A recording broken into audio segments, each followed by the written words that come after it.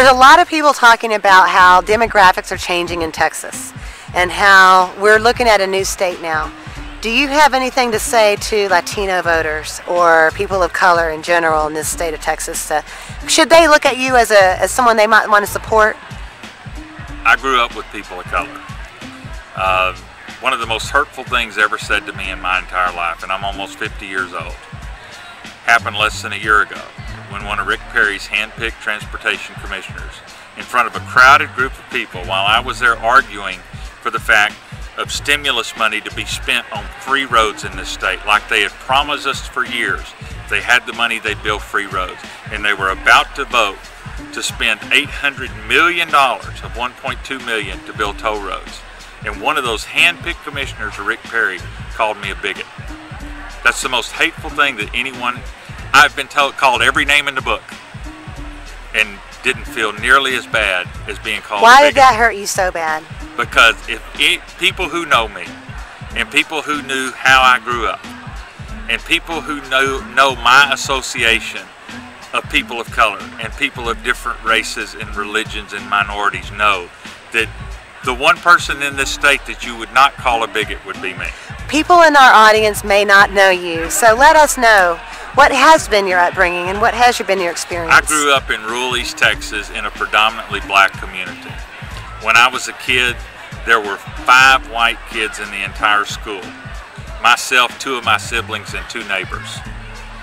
Prior to integration. Upon integration, I was scared to death because I didn't know any of the other white kids we were fixing to meet. You know, but that hadn't changed me.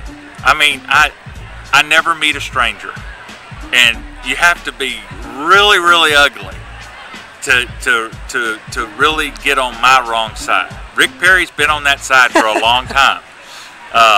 But what I'll tell you about the Latinos, because that was your original question. I have really close friends all over the state who are Latinos. And knowing the Latino population in the state the way I think I do, they're very proud people. Just like the blacks, just like the whites, just like the Asian Americans. We're all proud of our heritage. But what I've heard overwhelmingly from Latino members in our state, which to me are just as much Texans as I am, is they want a better life for their children. And that better life starts with a good education. When you look at our educational system now, it's broke. I don't care if you want to talk about the state's economy, the state's energy program, environment, any part of state government you want to talk about. It's all centered around our educational system. And until we fix it, we'll never succeed in this state to the level that we need to be. The Latino community want their children to have a better life than they had, just like I want mine to have a better life than me. And that starts with a quality education. Look at the number of kids that drop out of high school each year. Look at that number through demographics. And a large percentage of those people are Latino kids because they just cannot see a future in that system. All they want to do is go to work. So what would you do about that in the education system? A couple things. Well, the main thing, as an ex-high school agriculture teacher, a vocational teacher, I understand the importance of vocational education. In 1991, our state legislature decided that every kid in Texas public schools needs to go to college, even though the demographics nationally showed that only less than 10% of the jobs available required a college degree. 85% of the jobs available then, and jobs not even thought up yet, would require vocational and technical training. Yet we have changed our entire school curriculum to send every kid to college. And then we have the tax test. They got a double whammy staring them in the face when they come out of junior high into high school. And most kids just give up because they know they can't climb that wall. As governor, number one, the tax test will be eliminated. It's a $2 to $4 million program through the No Child Left Behind Act that we will give up. Right now, dropout rate in the state of Texas is costing our state's economy $3 to $5 billion a year. That's a wash. We do away with tax, we keep kids in school, it's budget neutral. We lose nothing.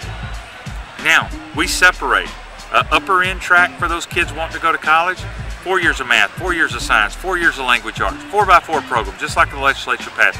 Excellent program for developing young minds for college.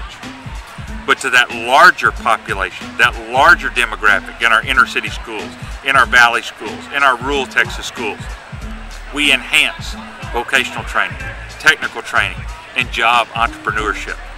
We teach those young minds that don't want to go to college a sellable trade, so they stay in school.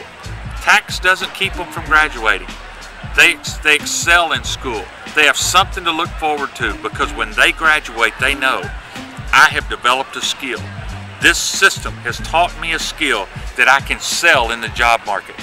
And they can go into jobs, good paying jobs, and immediately at 18 years old become productive citizens in our society. 2 benefits. Number 1, helps the state's economy right off the bat. Number 2, decreases our prison population, which is a tremendous drain on the state of Texas.